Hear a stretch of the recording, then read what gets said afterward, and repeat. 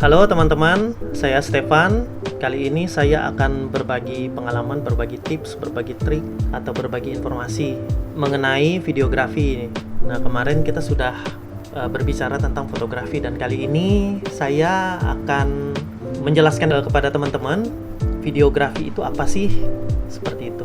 Sama seperti fotografi kemarin, cuman bedanya fotografi itu, kalau yang kemarin kita bahas, fotografi itu kan gambar. Bedanya kalau videografi itu adalah gambar bergerak. Nah, bedanya gambar terus gambar bergerak. Nah, kalau gambar kan diam tuh. Kalau gambar diam. Nah, kalau videografi, di videografi ini gambarnya ini bergerak. Dia frame per second. Jadi berapa frame per second? Jadi berapa gambar per second itu ditumpuk, kemudian direkam dan diurut-urutkan. Nah, itu bahasa dasarnya. Nah, nanti itu akan menjadi video, yaitu yang dikenal dengan gambar bergerak. Videografi ini sebenarnya proses pengambilan gambar bergerak di media elektronik. Jadi itu adalah aktivitas merekam. Aktivitas merekam video kemudian disimpan. Nah, sama seperti fotografi. Aktivitas merekam video, merekam gambar bergerak kemudian disimpan. Lalu untuk kebutuhan ditayangkan, disiarkan. Nah, itu namanya videografi. Nah, sama dengan fotografi, tidak jauh berbeda. Jika teman-teman pasti kan pernah bertanya gini nih, wah, fotografi aja udah mahal, apalagi videografi ya, lebih mahal nih. Atau mungkin penasaran, itu kok di stasiun TV kameranya gede-gede gitu, kameranya kok keren-keren gitu, itu harganya berapaan ya, seperti itu. Nah, jadi basically-nya kan nanya nih, dasar untuk videografi ini gimana? Apakah mahal gitu? Sebenarnya sama aja dengan fotografi. Ketika teman-teman udah punya smartphone, ini kan zamannya smartphone nih sekarang nih. Ketika teman-teman udah punya smartphone, ketika teman-teman sudah punya smartphone yang berkamera, smartphone zaman sekarang nih kameranya luar biasa loh.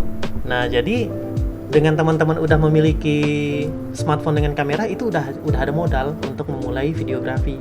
Tapi kebutuhannya yang membedakan. Jadi videografi ini sebenarnya lebih untuk ditayangkan ke khalayak ramai.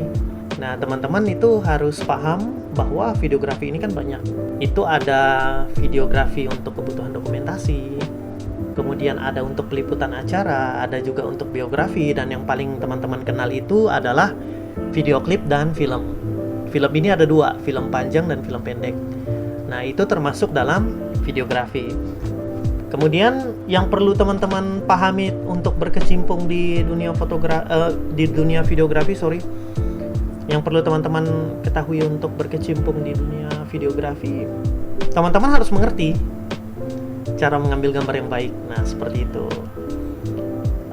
Secara teori saya tidak akan membahas teori lebih dalam ya, karena teman-teman kan mungkin udah pada baca nih, pasti udah pada sering baca. Nah, tapi terkadang seperti ini, ketika kita membaca teori, ketika keadaan di lapangan ini berbeda sekali. Tidak seperti di teori. Jadi teman-teman mungkin membaca, saya ingin ngambil videonya itu mid angle atau menengah gitu. Tapi kok ketika keadaan di lapangan kok berbeda ya? Kok nggak dapat ya gambarnya, seperti itu. Nah, inilah yang perlu teman-teman pelajari, bahwa video ini juga tergantung pada kreativitas teman-teman.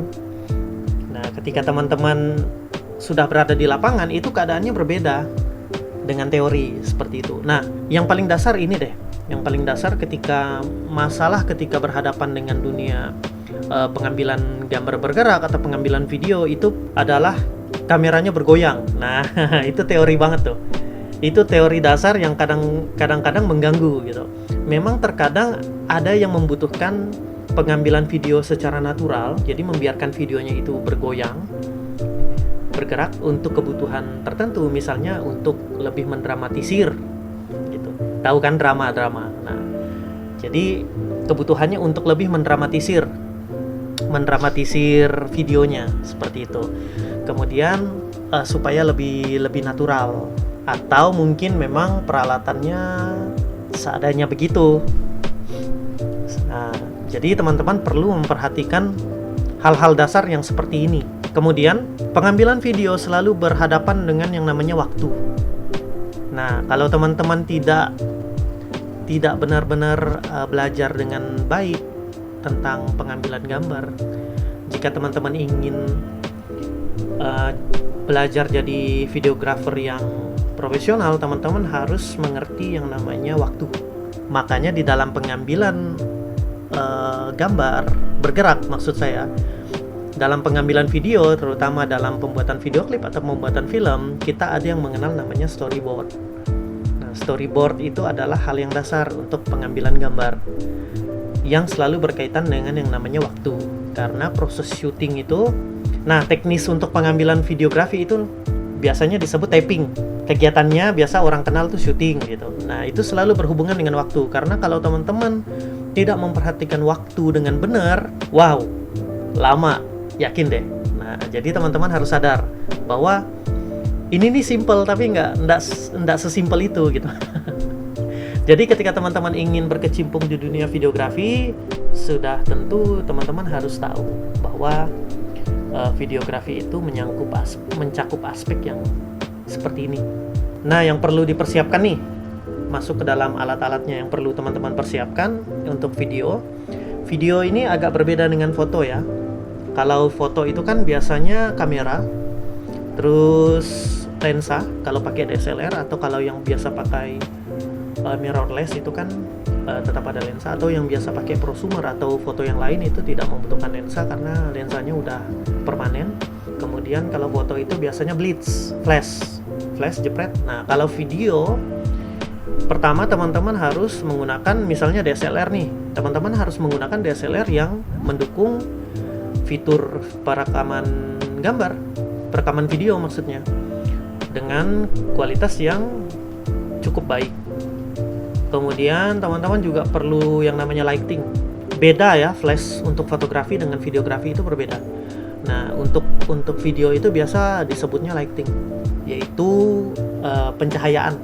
Jenis lighting itu banyak sekali, banyak varian tergantung kebutuhan teman-teman. Nah, yang biasa dikenal itu kan red hat. Nah, red hat itu dia 650 sampai 1000 watt biasanya. Kemudian ada halogen, paperlight, HMI, Fresnel, dan Blondie, dan lain-lain. Nah, itu teman-teman perlu tahu jika ingin berkecimpung di dunia videografi. Mungkin ingin ke perfilman, atau ingin ke video klip, atau video-video yang lain, broadcasting TV. Nah, untuk tayangan berita, kebutuhannya nggak jauh-jauh dari itu. Semuanya teman-teman harus pelajari. Jadi teman-teman perlu untuk memahami betul dasar pengambilan video, termasuk peralatannya, kemudian teknik-tekniknya. Yang paling penting itu biasanya video pencahayaan sih. Karena yang paling rumit dalam pengambilan video itu adalah pencahayaan biasanya. Kadang di foto juga sih, wah backlight gitu. Nah, backlight itu keadaan di mana cahaya di belakang lebih terang daripada objek. Nah, jadi kalau objek membelakangi cahaya itu terjadi backlight namanya. Itu perlu diakalin, bisa pakai reflektor atau ya pindah tempat gitu. Jangan membelakangi cahaya seperti itu. Nah, video ini lebih rumit lagi. Belum nanti cahayanya, misalnya outdoor nih. Nah, teman-teman outdoor, belum cahayanya dari sana nggak seimbang, terus dari sini gelap gitu. Transisi cahayanya kurang baik. Nah, terus apa nih yang dibutuhkan nih, jenis lighting apa nih? Apakah halogen, apakah red hat, apakah Fresnel, apakah yang lain-lain, bla bla bla gitu. Nah, jadi teman-teman perlu untuk tahu dasar-dasar pengambilan gambar bergerak atau video.